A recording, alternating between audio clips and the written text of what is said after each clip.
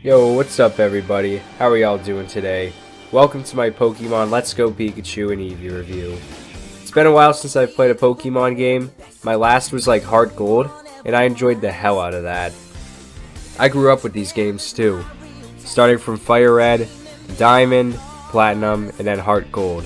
I was obsessed with these games, so I thought I'd try the newest game. I have the Switch, and I felt like it. The copy I played is the Pikachu one.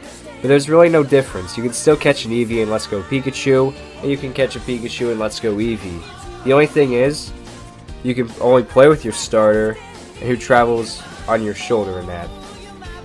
You can have both out at the same time, you get more interaction with your starter.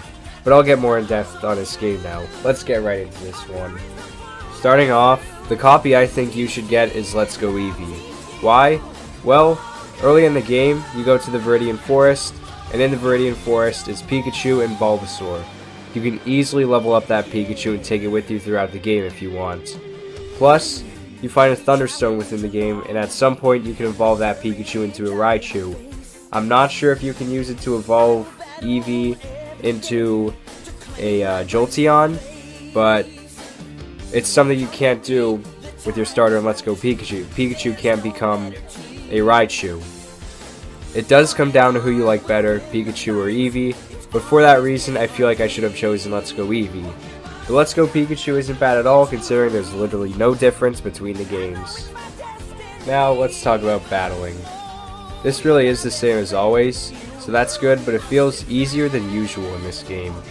You have the option most of the time to go behind a trainer waiting along the route, and if you do challenge them, they have one Pokemon 4 or 5 levels under your starter Pokemon, and it takes like one hit to kill them. I'm not complaining because it gets you through the game quicker, but that takes a lot of the challenge away from it. Of course, Pokemon games have never been challenging, but then again, also never felt this easy. I am glad they didn't do anything different about the battles this year, kept trainers lined up along routes and all, but they just feel easier than usual. Encounters are different now though. Now, you actually walk into the Pokemon and you choose who you encounter, for the most part. Sometimes they run into you like Mankey, Rattata, and Growlithe have for me, but it's not all the time. I think that's nice because in previous games it felt like they were hiding and curling up into a ball, waiting to get stepped on and then popping up out of nowhere. I like how you can actually see the Pokemon running around now because it makes the grass and water less annoying, as well as letting you choose who you can catch and who not to catch. Another thing I like about catching Pokemon is for the first time ever, you can catch all 3 of the Kanto starters. Bulbasaur is found early in the game too, even before you get the first gym badge. He, or she, is in the Viridian Forest and doesn't always spawn, but won't take long to appear. I waited at most 10 minutes I think, so it was kind of a waste of time, but it's Bulbasaur, so it's worth it. You get to use him right away at the next gym versus Brock too. He's super effective on rock types, and it's a gym requirement to have a grass type Pokemon, so there you go. And into the gym requirements, I don't really like the fact that there are gym requirements to get into the gym. For some, you have to have one of your Pokemon at a certain level, you have to have a certain type of Pokemon, and for one, you even have to have a cute Pokemon. Yeah, I don't know why. I just showed my Pikachu and that was good enough I guess. But it's kinda dumb. 2 of the gyms are locked and that's fine. I don't care about having to find a key or some shit, but having to have a cute Pokemon? What? Well, it's not hard, but still, that's dumb. For the one in Viridian City, you have to go all the way back to Professor Oak, he talks to you, you get a Mega Evolution Stone from Gary. He's called Blue in the game, but in my heart, he's Gary. You go back, and you can challenge the gym leader. So it's not super hard, but it's just kind of stupid.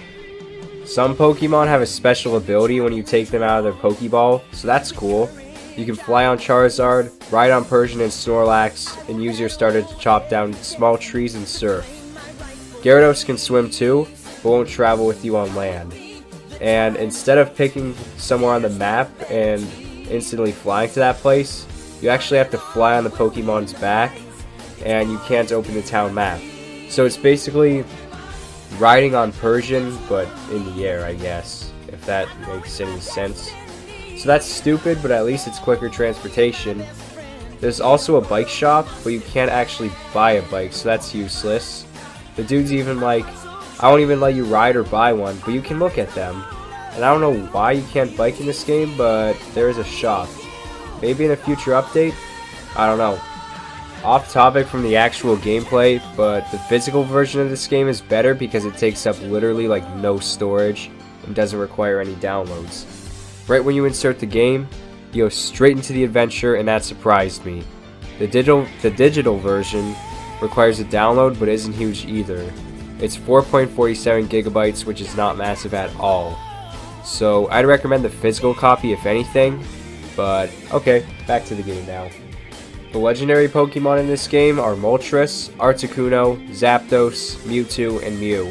For us non-Pokeball Plus Edition Legends, we can't get Mew. Only the birds and Mewtwo. It's nice that we're getting the original 4 legendaries and simplifying the journey of this game a bit, especially since I want to play more Smash and not drag this game out too much. These 4 are literally like the only 4 legendary Kanto Pokemon, so I'm glad they added them in. They could have kept them out and make it so we can't capture legendaries at all, so yay! You can now even transfer Pokemon from Pokemon Go into this game. Except for Mew, unfortunately. The only way you get Mew is through the Pokeball Plus edition of one of these games, which is $100. I didn't get the Pokeball Plus, but even if I knew you could get Mew from it, I still wouldn't have gotten it. I heard it's big dumb. But with this Pokemon transfer, you can get the new Pokemon Melton, and only through transfers. After you transfer some Pokemon from Pokemon Go to Pokemon Let's Go, you get a special mystery box on Go that's a lure for Meltons. You get a new mystery box every week too, so that's cool. You can only transfer Pokemon, or only transfer Kanto Pokemon. No option to transfer Pokemon from other regions to the Switch. So this is a cool feature. But when the Pokemon you transfer make it to the Switch, you have to recapture them in Go Park. It's kind of weird how you have to recapture Pokemon you've already caught, but I'll take it. It's a cool feature, and I'm glad they implemented Pokemon Go, because I used to be obsessed with that game, and I caught a bunch of stuff that I could transfer over. There are no more PCs in Pokemon Let's Go Pikachu and Eevee. I don't really like that, to be honest. I miss bumping to the evening Pokemon Center music and rearranging my boxes in the PC. Now it's a box. Yep, you stuff your Pokemon in a fucking box in this game, and move them around however you choose. I'd prefer a PC, but the box is a little easier to find Pokemon though, as you can arrange them by CP, Pokemon or Pokédex number, level, whatever. It's easier to navigate as it's just one big box too, not multiple boxes in a PC. It's not as fun, but it's still something.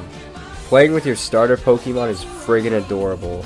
Like, you go to the pause menu, hit play with Pikachu or Eevee, depending on what version you have, intensely rub your buddy and make them smile and shit. That sounds weird, but not gonna lie, I actually like it. It's just satisfying hearing Pikachu happy and smile and shit, and I don't know why. Overall, this game isn't bad, but isn't the best Pokemon game ever. I'd give it a 7.5 out of 10, but I do recommend you guys play it if you've been wanting to. It has its flaws, but can be an enjoyable game for you to play. It would also make a good Christmas gift. So yeah, it's not amazing, but it's good, and I do recommend it. Anyways, that's all I got for you guys today. Are you going to be getting Pokemon Let's Go Pikachu or Eevee, or have you decided to hold off on it for now? Let me know down below in the comments and why or why not. If you liked this video, I'd appreciate it if you dropped a like, maybe a comment, and subbed for more. Twitter, Instagram, and Twitch will be down below in the description. Thank you all for watching, and hope to see you in the next one. Peace.